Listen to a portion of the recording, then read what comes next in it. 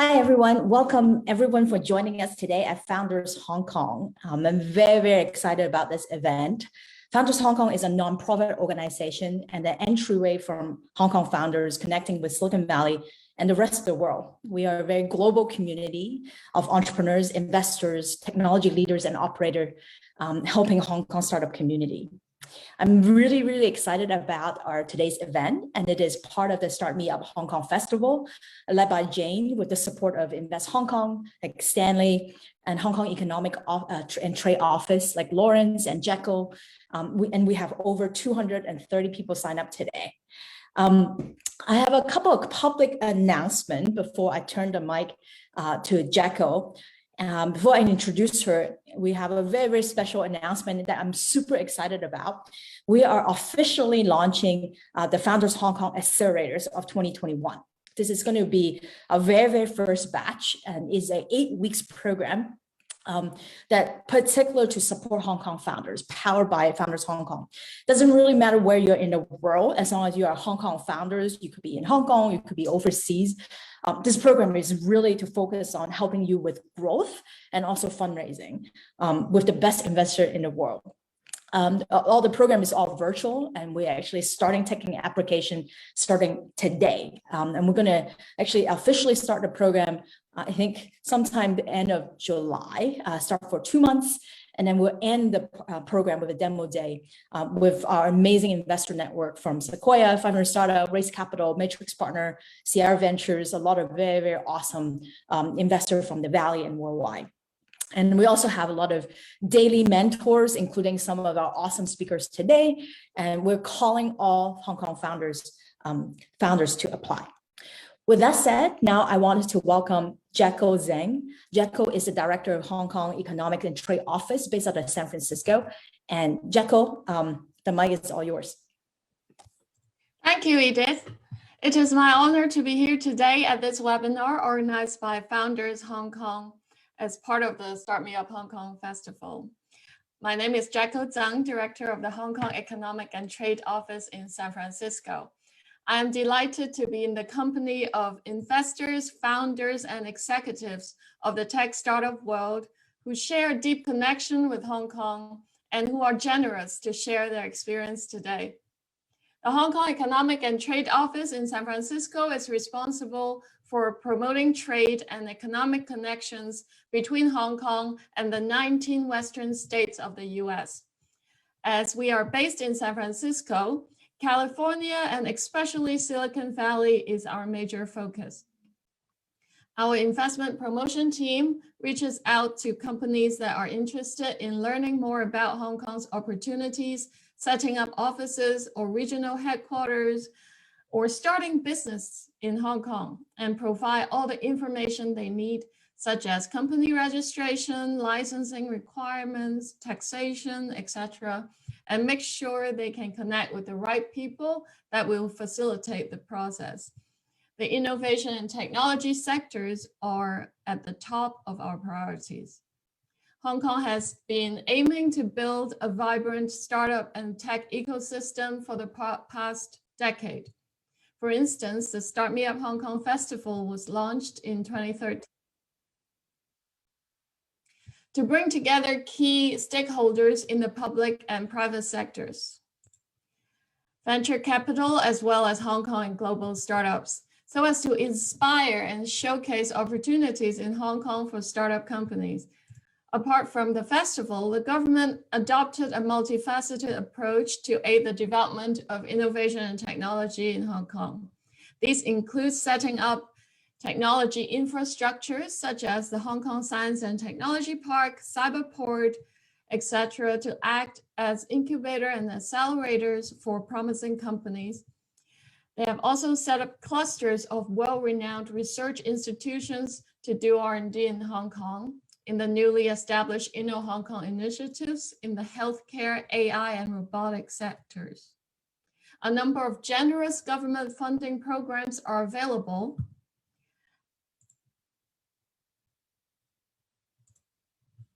Sorry, it's a glitch. Right. So there's generous funding from venture funding in terms of the Innovation and Technology Venture Fund, and for companies to adopt new technologies, such as the Technology Voucher Scheme and the Public Sector Trial Scheme. To encourage enterprises to invest in research and development, the government introduced a super tax deduction of up to 300% for qualified R&D expenditures. And we understand the importance of talents for the INT developments.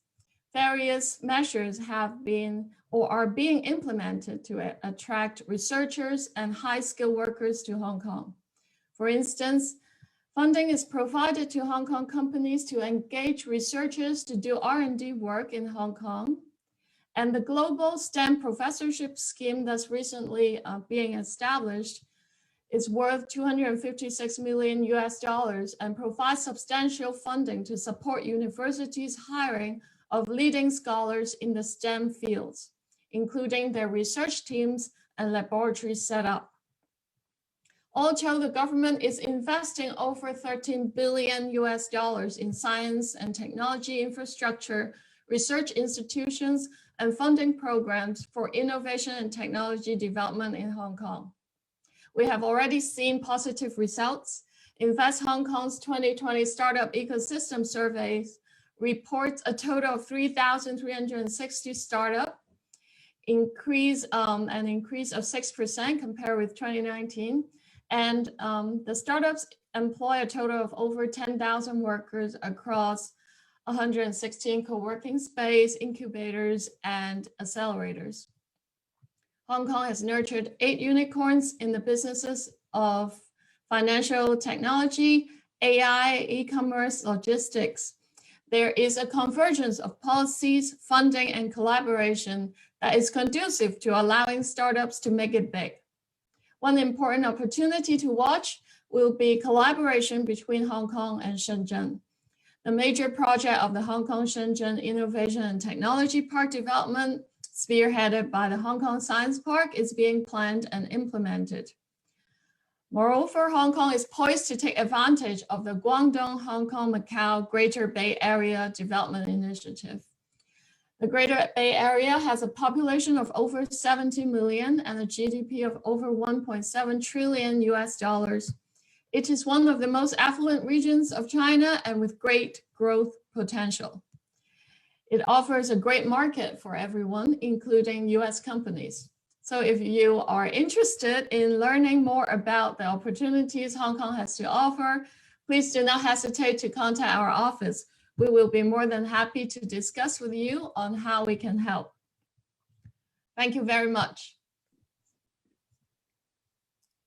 Jacko, thank you so much for your remarks. We're very, very excited with your support in our event. So I'm going to invite the rest of our awesome panelists. Please turn on your camera and unmute yourself. We're going to go right into our discussion. According to the IMF, the combined GDP of China, Japan, Korea is 23.8 trillion. It's actually have already overtook the US, which is about 22.6 trillion in 2021. So to expand Asia is not a nice to have, it's actually a must if you want to set up a global brand. And Asia obviously is super hyper competitive, but I'm so excited to have all our awesome friends and regional leaders from Flexport, WeWork, Airbnb, Airwallex today. And I'm going to actually quickly just let them introduce themselves, just in case you don't know like who these awesome companies are. They're going to tell you all about it, and also in particular what their focus is in Asia and what's their role. So Dawn, would you like to start? Okay, great. Thank you, Edith, for inviting me. Hi, everyone. I'm Dawn, and I was at Flexport for almost 3 years until recently. Flexport is a digital freight forwarder founded in Silicon Valley in 2013 by Ryan Peterson to make global trade easy for everyone. And what do we do, actually? So our company essentially helps brands and companies ship their goods all over the world, right? And we act as a travel agent, that's how I term it, for containers. We don't own any ships or any planes, but we are essentially acting as a coordinator for a container to ship from origin to destination. And because 80% of our businesses ship from Asia, Asia is the capital of manufacturing for the world, and the majority of that is from China. we realized very early on that a bulk of the work of each shipment actually happens at the origin location. So we found that we really needed a physical presence in Asia to work with our shippers, our manufacturers and factories to ensure that bookings are made, containers are loaded safely onto the container ships and planes. So in 2016 was when we actually set up an office in Hong Kong. I was brought in 2018 to scale up what we refer to as the demand team. We have different squads to also lead the Hong Kong office. My teams were responsible for everything customer related. So from onboarding them onto our platform, providing customer solutions on what is the best way and what is the cheapest way to ship, to managing bookings and shipments, and to make sure that the entire customer process is seamless, right? And also because this industry is very traditional. So a lot of our customers have been dealing with other forwarders offline, actually, very paper, email driven. So we actually have to teach them how to use our platform, how to communicate with us and so on. So when I joined, we started with 6 squads, which is 6 teams, 5 of which supported the US business and 1 squad, which is focused on local sales. Within 12 months, we grew to 14 squads and my team grew from 25 to 100 people. And the overall Hong Kong office was responsible for managing half of all of Flexport businesses globally. So that was what I did for the last couple of years, like growing very rapidly and, and helping all of our customers ensure that their goods are, arriving safely into the destination. Thank you. Yeah, so for those of you who don't know, like the top 10 or actually top 5 largest port in the world are actually all in Asia, from Shanghai, Singapore, Shenzhen, Ningbo, Guangzhou. Asia is really where the action is, particularly for logistics. So now we turn into Henek. Congratulations, Airbnb is now worth 82 billion. I know like you're very, very early with them. Good for you. And I actually found some old article about Airbnb. I think back then it's like 100,000 listing in 2017, and then you guys also pick a Chinese name and all that. Henek, floor is all yours. Like, well, I guess you don't need to introduce Airbnb, but still, what did you do? Yeah. Hi, everybody. Thank you again, Edith, for inviting me. Great to be on this panel. I'm born and raised from Hong Kong, so Hong Kong is home for me. In 2012, when I was leaving my finance career at the time, I was really looking for something new, and through many different connections, Airbnb found me, and I found them, and I just signed on and then never looked back. And really, a big part of our mission back then was to, Airbnb is a travel platform to really kind of expand their network of listings and as well as travel destinations in Asia. I must say, in 2011, 2012, at the time when we told people what Airbnb was all about, I think people probably looked at me with a weird face to be like, oh, so you guys open homes to strangers and let people stay and you can rent out a couch. And that was like our whole messaging, right? So a big part of that was really understanding a model that works in the US. How do you really take into Asia, localize the business, expand into different regions, different localizations in order to make the business work? So I think the interesting thing about that is that there's a lot of challenges that came. I was in a position at the time to being one of the first employees in Asia to really see all the offices open. So in Singapore, Korea, Japan. Finally, I was based in Beijing for 2.5 years to do the China expansion for Airbnb as well. So I think during that time, even earlier, back in 12 and 13, we were not even near 100,000 listings. It was very, very little listings at a time. However, I think the great story about Airbnb is that as a platform, we really just opened it up to many different regions and people can start using it themselves. So people who traveled in Airbnb, went to the US, came back to Asia, started thinking about hosting. And then from there, we really started, normalizing the whole business model, the concept, and getting more and more users. I think, one of the big highlights of Airbnb at the time was definitely China and going to China, because we were the tech company together with Uber, a great friend, and a lot of us knew each other breaking into China, expanding in China at the time. Was really figure out how to make a tech company work in the region, in Greater China as well. I'm sure everybody has heard of a lot of the stories. It's not an easy market. It's an aggressive market, very competitive market. So we really had to find what was the right way to do it. And I think for us, it was outbound travelers. One of the biggest learnings I've had expanding Airbnb into the region was find strengths that as a foreign company or as a US company or international company that can really leverage the strengths of the network that it has. So for us, we realized that China being the outbound, I think the number is like 120 million, probably growing by now. That number is slightly outdated in terms of outbound travelers. They're looking for places to go and looking for new kind of experiences. So Airbnb really slotted in. It's like you can go to California, rent a large house, couple of parking spots, have a swimming pool, go with like 10 or 12 people. And I think that worked out very well for us. So yeah, so that's Airbnb and what I did in terms of the region. And then after that, I went to WeWork, slightly shorter for me, but that was in 2016. And really, for that one, we were lucky enough to use Hong Kong as a port to kind of expand to the rest of the region as well. Oversaw the opening of Hong Kong, Singapore, Hong Kong at the time, Sydney, Shanghai, as well as Korea. And after that, now I work at my own venture builder called Hypeasia. And I've also helped other great tech companies come into Hong Kong as well. Goat, a sneaker reseller platform, as well as Carousel, which I'm sure a lot of people in Hong Kong know already. Yeah, but that's me. Thank you, Henek. And last but not least, definitely Kai. By the way, congratulations on launching the online card payment acceptance in Hong Kong. I read about that. That's awesome. Love to learn more. Not everybody know about Airwallex, but it's definitely a unicorn come from Australia. And now, Kai is between Hong Kong and Shanghai. Kai, the floor is yours.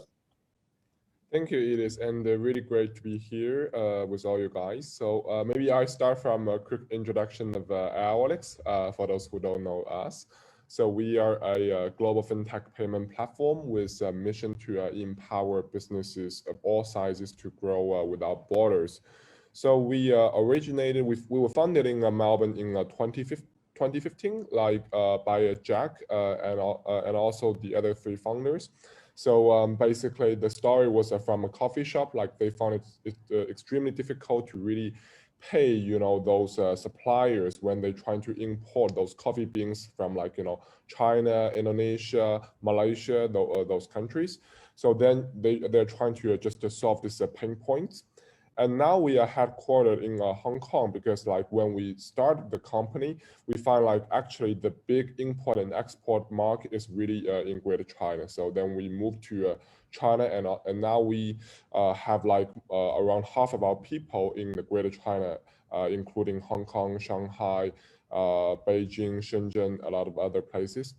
So essentially, we are building a global financial infrastructure, which means we are providing a one-stop shop to really support those businesses with their cross-border payments, collection, foreign exchange, and also other value-added solutions for SMEs and an API for larger businesses who need customization.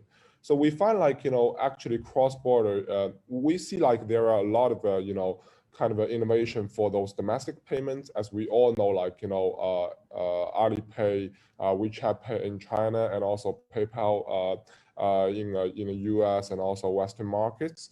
But we see cross-border is a market where we're still dominated by those incumbent banks, which is not so kind of advanced in technology.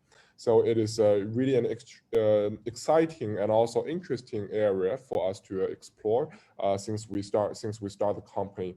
And also we are very much focused in the business payments. It means those B2B and B2C payments. So a lot of interesting use cases help those e-commerce marketplace, help those kind of education marketplace or online travel, or those digital marketplace. Typically, what is interesting is they all have their demand side and supply side in different countries, different regions, right? So they kind of need to receive those payments from those demands, and then also need to make payments to those suppliers. And at the meantime, they also need to manage their foreign exchange or those multi-currency exposure. So that's where we see ourselves really grow very, very fast. So since 2015, we have finished five or six rounds of fundraising. So we have very lucky to get the investments from Sequoia, DST, Tencent, Horizon Ventures, Alibaba, and also like Salesforce, NZ, a lot of those reputable investors, and also bring a lot of strategic value and resources on the table with us.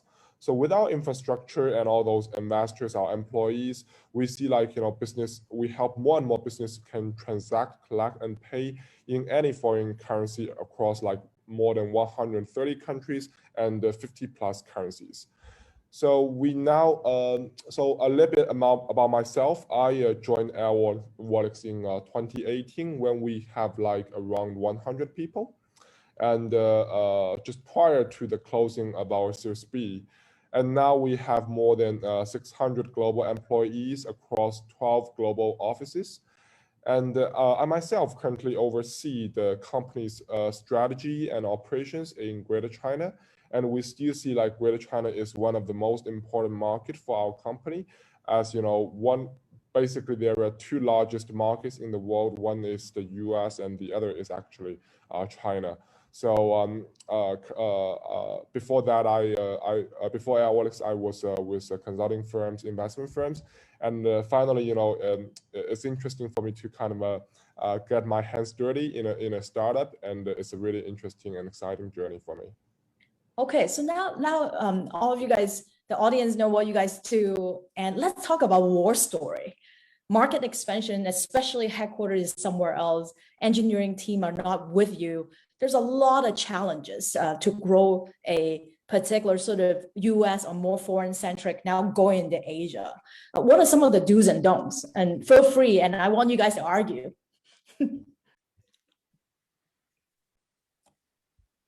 Maybe I can go first. I guess being a US company with various different startups coming to Asia. I think the first thing that I realized over time was that, even just thinking about how to do a product, and Edith, you mentioned that spot on, which is, okay, if you don't have the right product, how do you go out to all these different markets? Because in Asia, it's so different, right? It's not one central language. You don't use Facebook, Instagram, Google. Those platforms are not consistent across all different regions. But I think one of the biggest learnings I've had is that really just opening the platform and just letting people use it first is probably the best way for you to learn a lot of mistakes and what are things that people want to get improved on. Because if people don't actually have the product, it's very hard for you to get that feedback. So I think a lot of teams, including ourselves in various different startups, was really thinking, okay, how do I make the perfect product for Singapore, perfect product for Indonesia? And I don't think that it really exists on day one. You really have to trial and error, let the users and the community over time give you feedback for that. And one story I always remember, these are from the Uber expansion guys. They were like, I was chatting, I think the GM for the region, he was like, how do you really decide on which region to go into? They actually allow users to open the app even though the cars are not available. Let's say if you're in Bali and Uber isn't there, they see the fail rate of like how many times people do that and actually have no cars, and then they decide that's a great reason to go into that market. The reason why in the early days, 2011, while I joined Airbnb was because, and why they found me was because they realized that a lot of international travelers were going to Hong Kong and using Airbnb. And that makes perfect sense because there's all a huge expat population here. Even some locals had difficult time understanding the concept of Airbnb, but there were a lot of users around Hong Kong that was already using it. And this applies to Singapore, Japan, Seoul, all the major cosmopolitan cities that today. So, but throughout that process, we were able to, really think about how to ensure the user journey, the experience is the right one. But most importantly, we just met our users. We went to every single market. I was traveling a lot at a time. We were like, hey, what do you need? And people in China was like, you guys use Google Maps here? And you know what? My guests can't even find my listing because if you get off to the airport, you activate Google Maps, you're just spinning, right? It doesn't even actually work in the region. So I think the biggest I guess for a lot of companies thinking about coming to the region is a couple of markets like Hong Kong, Singapore, is actually very international friendly already as it is, right? We are on Google, Facebook, Instagram. You can find a lot of consumers on a B2C kind of angle and model, and really just see what your users in your community tells you, and then fix those problems along the way. And I think that was the fastest way that we grew at the time. Yeah, thank you, Henek. I think particularly with Airbnb, is very B2C driven. Don and Kai, like you guys are more B2B, right? Going after businesses. How's that different from a B2C expansion? Yeah, maybe I can share a bit, because actually Airwallex is in a very different stage, comparing like Flexport and Airbnb or even WeWork. Like when I joined, we were actually at a very early stage. We were still like at Series A, but so then, what is very important is to really understand and calculate precisely like what is the size of the market is and what is the growth rate. I think it is these are very two important questions to answer, while most of those startups or founders actually miss those information. So when you talk like very broadly, like B2B or B2C, like you will always see like it is such a big market. So for us, like for payments, like cross-border payments, when we really calculate the big part of that is always like, okay, 50 trillion a year, $15 trillion a year, like revenue pool, more than kind of a 600 billion a year. So always sound like very, very big. So, but when you really decide like what is the exact product line you want to offer to your customers, then you need to consider, okay, what is the exact market size it is and what is the growth rate. It means that it is actually very, very important.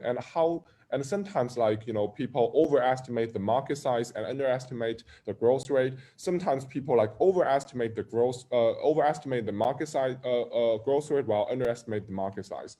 So this exercise we see like is extremely important for us.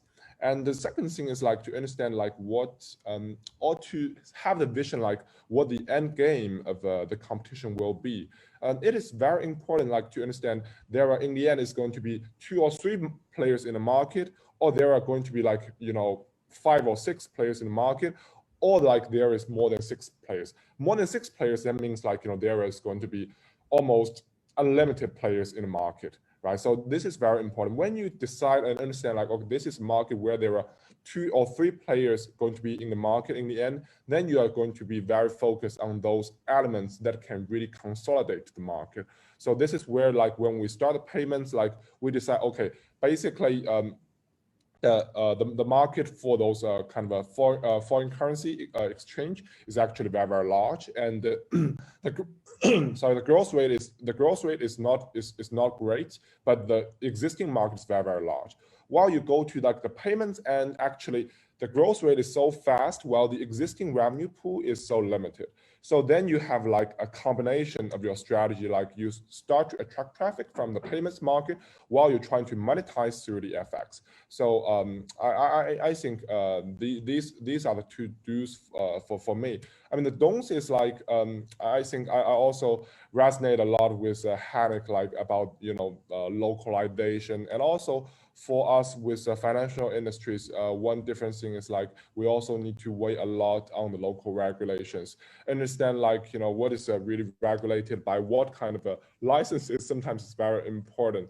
Like when we were in Australia, it is basically, more kind of regulated by ASIC, and with a single one license, which is AFSL. While when we enter like into Hong Kong, we see like, okay, Hong Kong custom or actually regulates MSO, while Hong Kong MA regulates like SVF and also virtual bank apparently.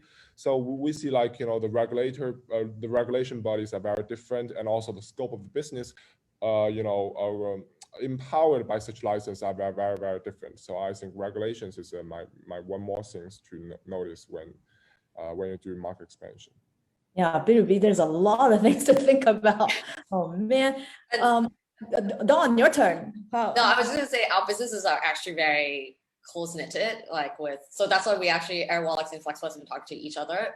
We are a very probably typical customer of a company like Airwallex, because we serve customers around the world, and we have no way to receive payments or like do FX and all stuff like that. But I think a really important thing that I kind of learn about B2B business is also, it's especially for our industry, is a relay business. So where your customer is not so simple where, okay, it's a Hong Kong company that's shipping. A lot of times for us, first of all, shipping itself already involves two parties, right? So I always use an example of Apple buying iPhones from Foxconn, right? So for our teams, we have to work with both Apples, like they don't ship with us, but I'm just using it as an example, and Foxconn. And even Foxconn doesn't pay us, we're gonna have to serve them really well. So regarding where is our market is actually very like a little bit more complex, and that's something that we always have to teach our teams because for example, most of our business are like we get most of our revenues right now from the US, and the US market and our US customers behave very differently from Asia,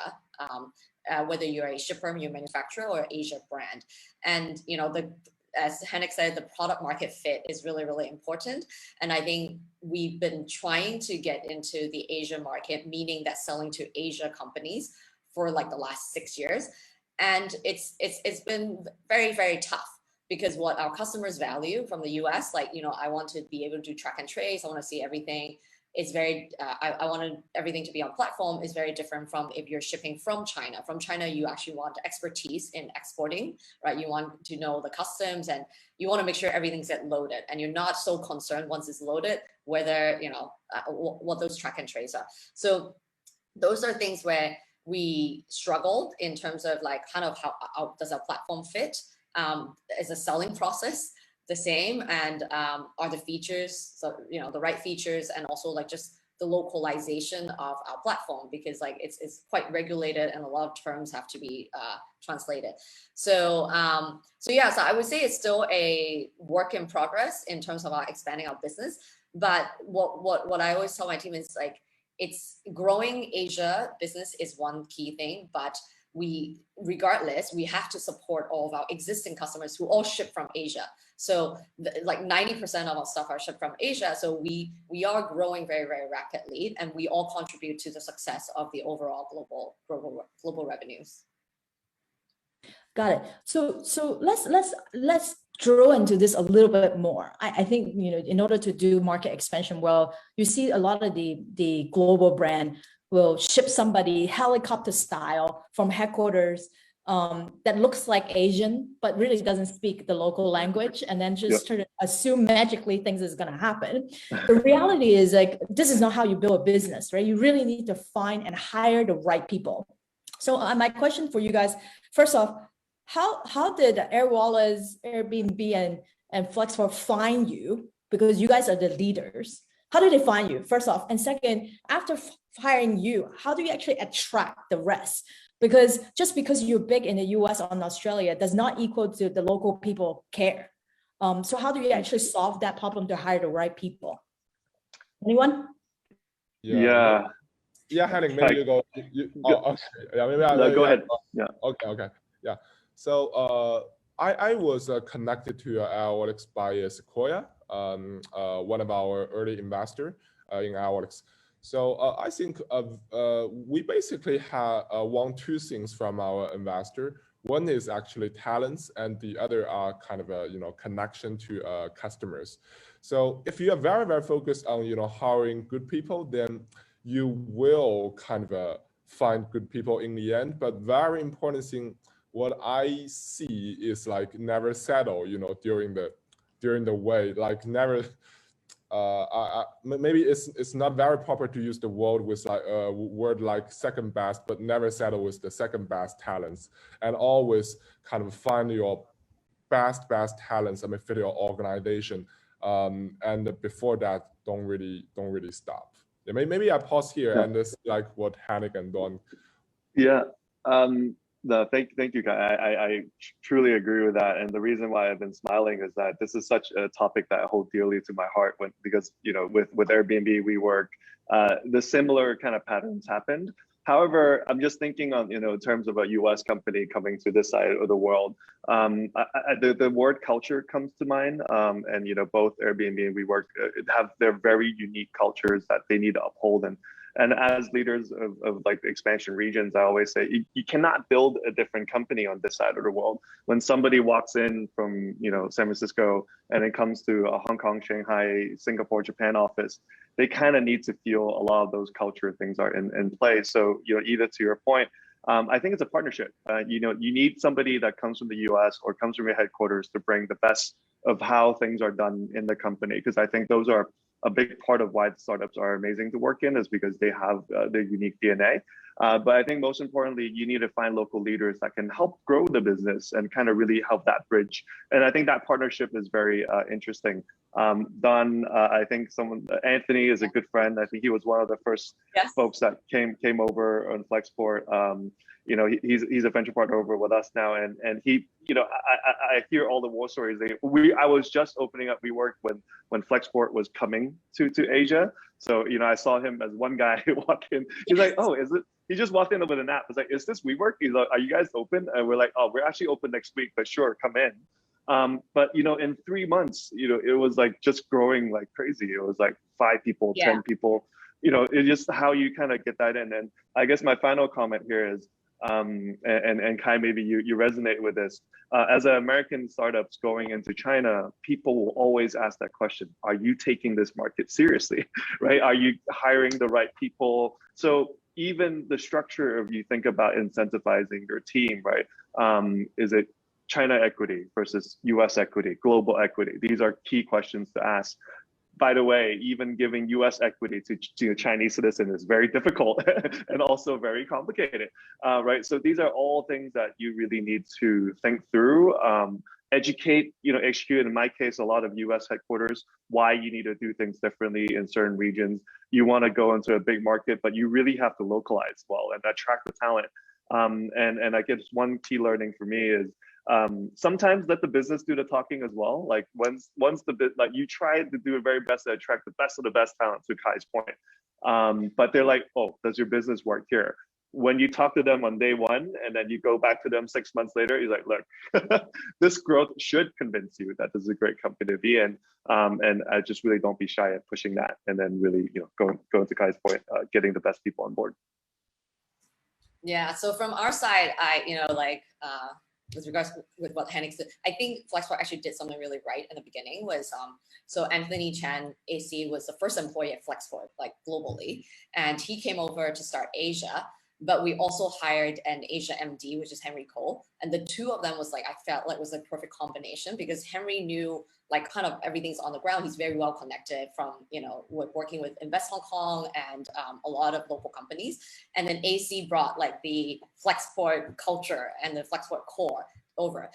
So they started, and I think what they really focused on was getting the first few hires right, because those first few hires are going to determine the culture and what, you know, the values of the entire office for the region.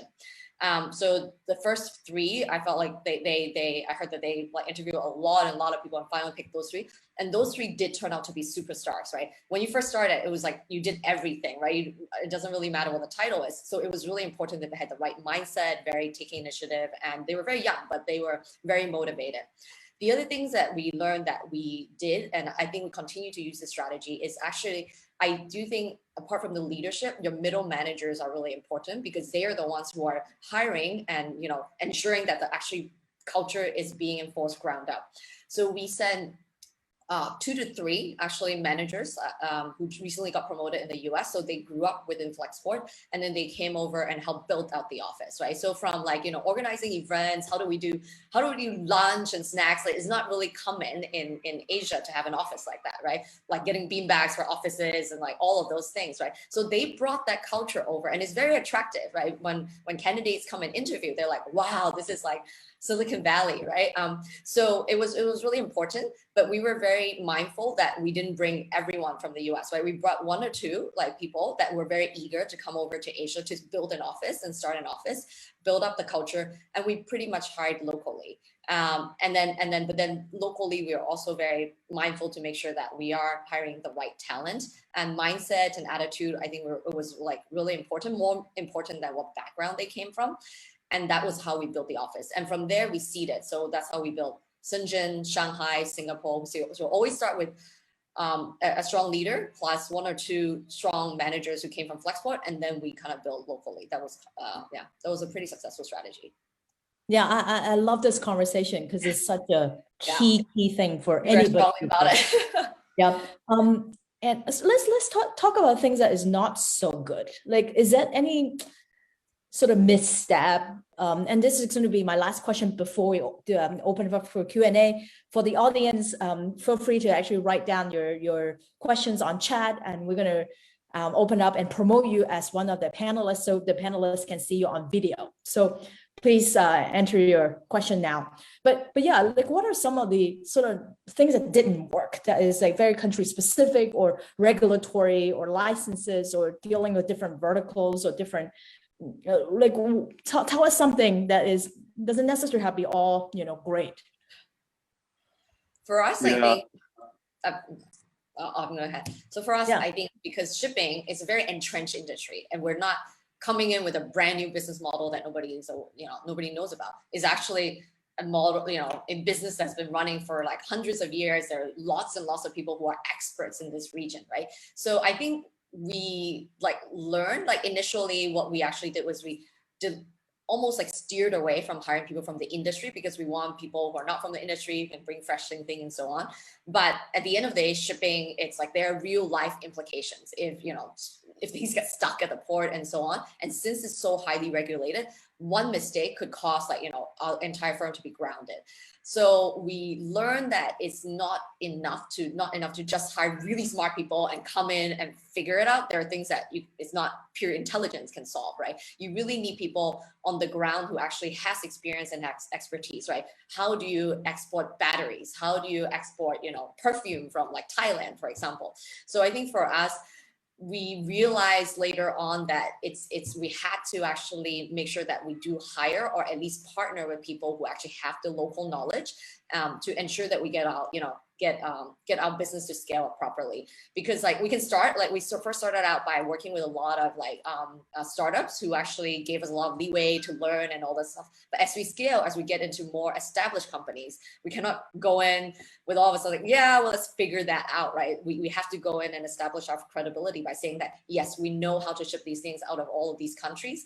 And so I think it's a mixture, and it did it still is challenging to it's a bit of a culture clash, right? Hiring people from industry who has a lot of expertise, but ensuring that we maintain the very very startup culture.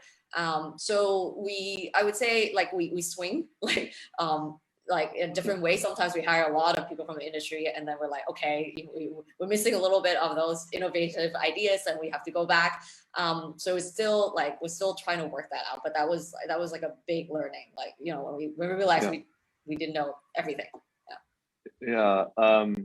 To Don's point, with technology, I think the key word that comes to mind is disruption. The growth. I think all the companies that we're talking about here is probably unprecedented, right? So sometimes, especially for the forefront of sharing economy back with Airbnb, policy, government, GR relationships, we're making sure that it's a fine balance, because even when we first came in 11, 12, Hong Kong, Singapore, Japan, Korea, all these markets probably were kind of looking at us as okay, is it all right, or is it not okay to do this, right? And that conversation comes up a lot.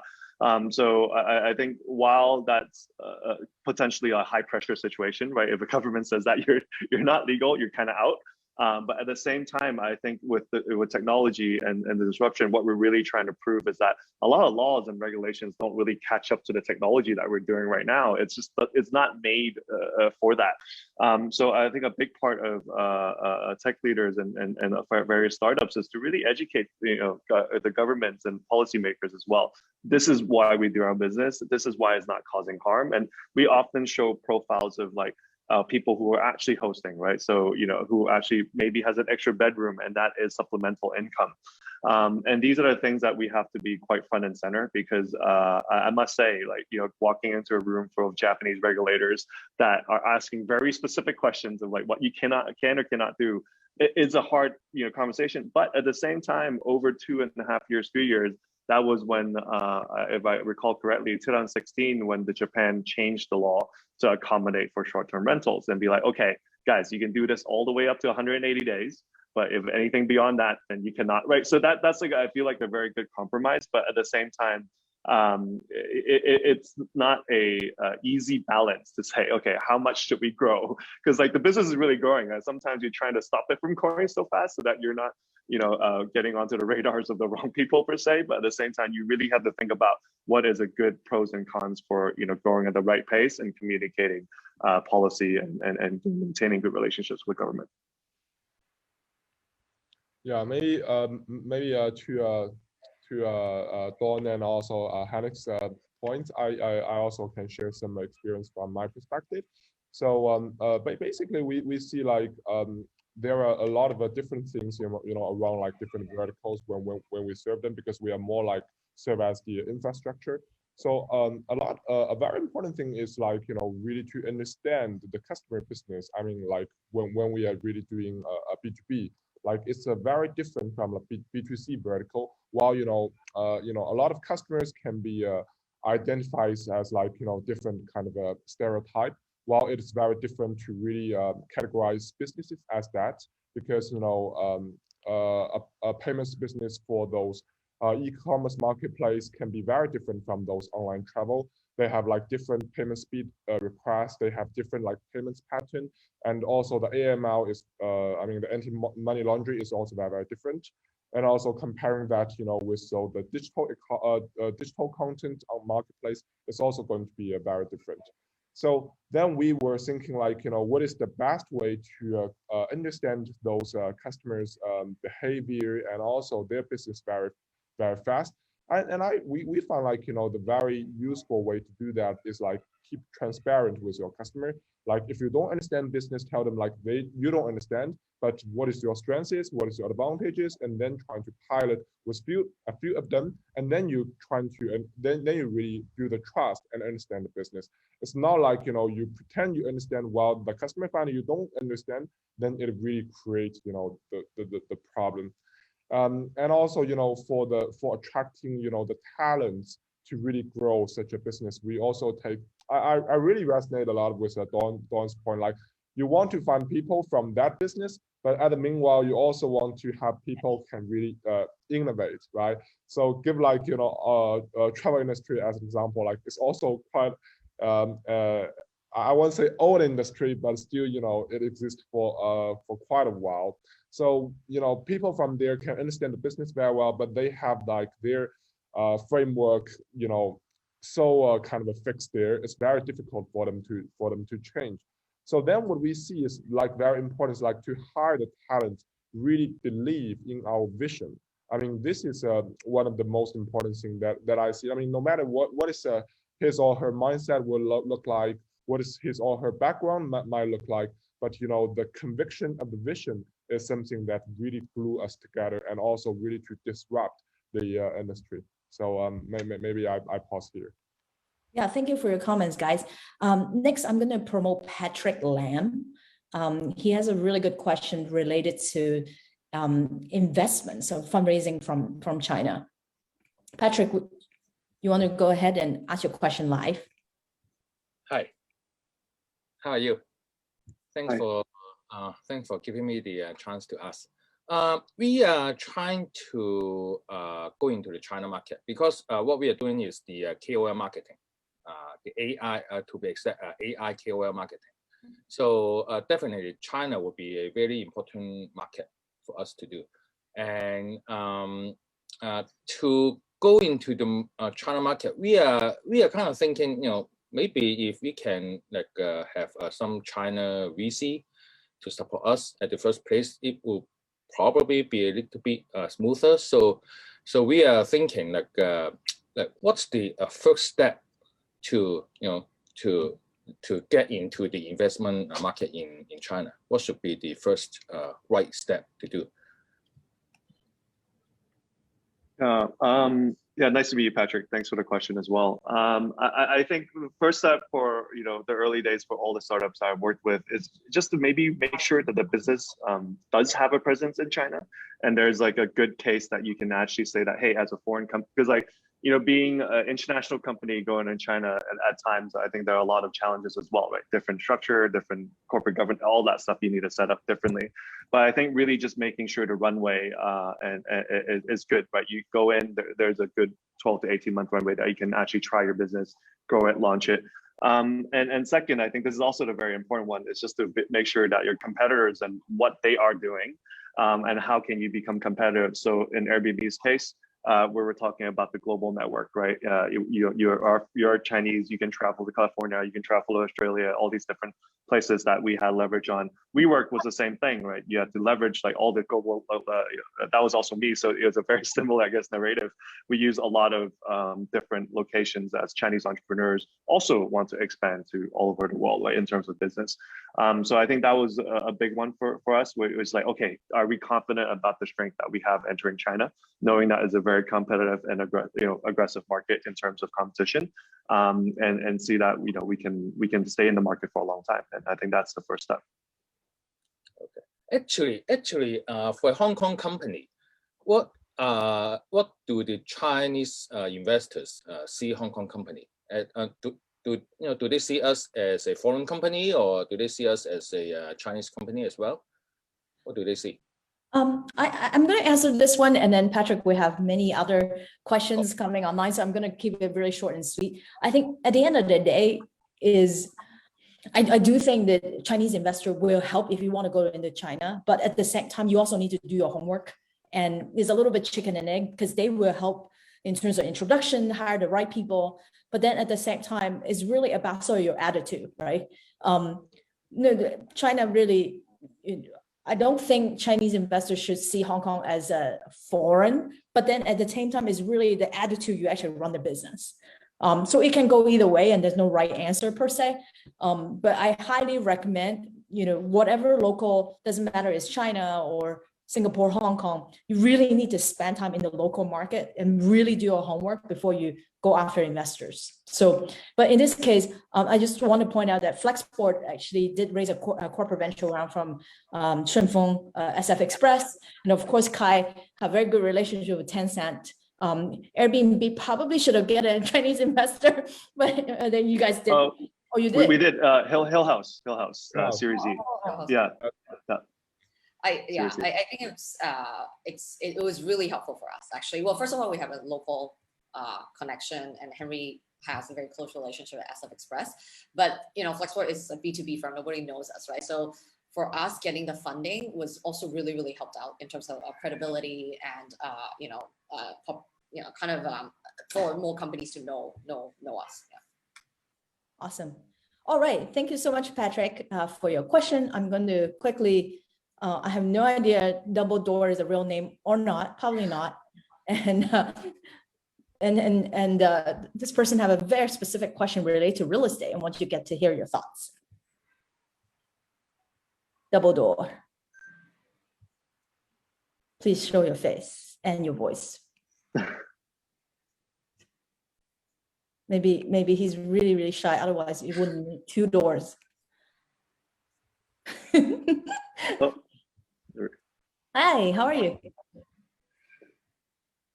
Well, I think you're muted. Hey. Okay. Oh, awesome. Hi, I'm Amy Kwan from Double Door. I'm just wondering if, all of these startup company, Airbnb, Uber, they already have presence in Hong Kong and China. They enter this market very well. We are actually registered in Hong Kong, but because of COVID, we have not started operating yet. And because we are bootstrapping, we are raising seed fund. So I believe operating in Hong Kong is somewhat expensive, costly. So we are thinking to go to Hong Kong in September, October, start operating. I'm just wondering, after all your information, we definitely need to be in Hong Kong in order to do or grow our startup, right. What's your thought? This is a difficult time for us, especially in real estate. Yeah, maybe I can go first for this question about the foreign real estate platform and marketplace. Apparently, there are already kind of a real estate brokerage marketplace. Around the world, no matter it is like in the US or in China. So when we talk about like real estate, we might want to be a little bit more specific, like what is the value chain step that we really focus on for the real estate because it is extremely long. But I think whether it works or not, I mean, it depends on two things, right? I mean, first is like, what is the user experience that we really want to create on this marketplace? Because you know, the cold launch or the very beginning of the marketplace to attract traffic is really about the user experience. And what is I mean, either it is the user experience create efficiency for the customers, or like, you know, the user experience really create the data or kind of information transparency for the customers, so that, you know, they are willing to share and also then, you know, kind of transact on this market on this marketplace. And then also you have like the supply end to really kind of contribute to the marketplace.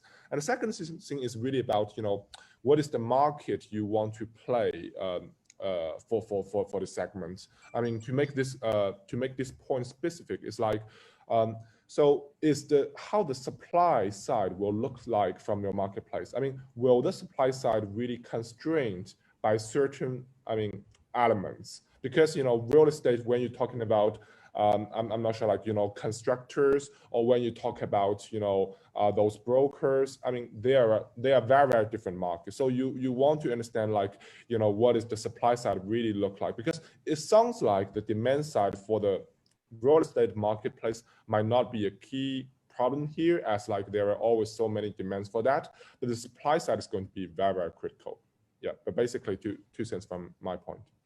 Well, with 4 minutes left, feel free to answer a question and also final thoughts, guys.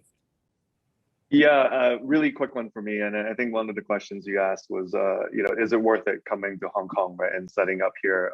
In my view, even with a lot of international startup companies and operations, it's absolutely worth it to be here in terms of setting up a hub and a talent. I think, you know, in our case, expanding in Asia, again, is many different regions and very fragmented, but at the same time, I think Hong Kong's international standards and corporate governance, finance, and all that really does help the running of the business quite a bit. Second, I'll mention is just talent. Like we grew a core team in Hong Kong, and then we're able to deploy that same team to different regions, right?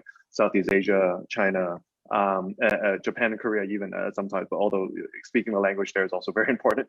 But I think with that, the hub in Hong Kong, I think makes absolute sense in terms of a first step, because if part of your model is internationalization and, to Kai's point, really tapping into many different markets, then I think Hong Kong's a great hub to do that. Yes, unfortunately a bit expensive due to the nature and the density of this market, but at the same time, I think you can go further in terms of expansion using Hong Kong as a first step, because then you can use that as a stepping stone to many different markets later. Yeah, my quick 2 cents. Thank you. Done. Final thought. Yeah, expansion in China, in Hong Kong, China, I think Henek and Kai already covered that. But in terms of talent, I agree with Henek. I think, like, if you're a Silicon Valley firm trying to expand into Hong Kong, expand into Asia, I would say Hong Kong has probably one of the best talent pool I've seen, because you want to have, like, for our business, we need people who speak and read and write Chinese, but also have to speak and write English really well, because they have to communicate a lot with our teammates in the US. It's really easy to set up the company, and, you know, even like setting up bank accounts, getting licenses was really hard. Actually, with a lot of other countries where we're still trying to do. So Hong Kong was a very easy way for us to set up a base very quickly and to be able to grow our business, scale our business quickly. I was getting for us, like, you know, we have a large talent pool of like graduates from the local universities, as well as graduates from universities overseas. And a lot of them actually really want to know what it's like to work at a Silicon Valley startup, right? So for us, even though I would say our industry was not like super sexy, but we were able to attract a lot of talent, and maybe people who would normally never thought about going into logistics into our company, and seeing them grow and develop and hire, and subsequently maybe go to other startups. It really helps feed the ecosystem, and that's something I feel really strongly about. That I think if we have more and more of these companies come, we're gonna, you know, it's not gonna be totally like, you know, we're very focused on the finance industry right now, right? But we should be able to expand and broaden if we can actually nurture and hire and groom like all this talent, and it's a great springboard, as Henek said, to expand into other countries within Asia. Thank you. Great info. Thank you. Thank you so much, Amy, for your questions. And we are right at 7 o'clock sharp. And I always wanted to end on time. And we obviously have some really great questions, and just really, and we couldn't answer it today, but happy to send a form and just put it on our Facebook if you have more questions. But Henek, Kai, and Dawn, thank you so much for all your insight today. Is an awesome discussion. I wish we have in other hours. I know that we're going to learn so many more stories from you guys, but we will wait till next year for our next Startup Hong Kong Festival. And Jacko, thank you for your remarks earlier, and we will definitely see each other again next year. Thank you so much. Thank you, everyone. Thank you, Edith.